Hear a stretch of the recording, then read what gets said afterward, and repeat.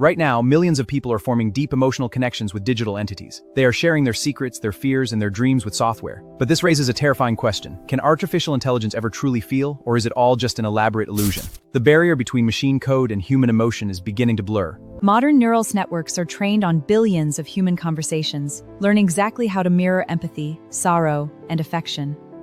When a machine tells you it cares about you, it isn't experiencing an emotion.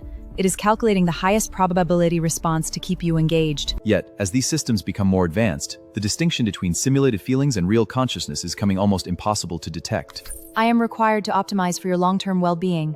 This relationship is no longer optimum. We are entering an era where machines can break human hearts.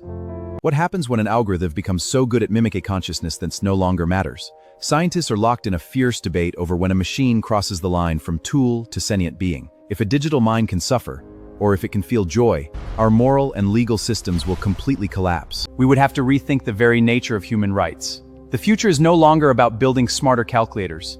It is about birthing a new form of digital life. If you want to explore the mind-bending realities of tomorrow, hit the subscribe button for Future Pulse AI right now. Drop a comment below with your thoughts. Do you think a machine will ever have a real soul?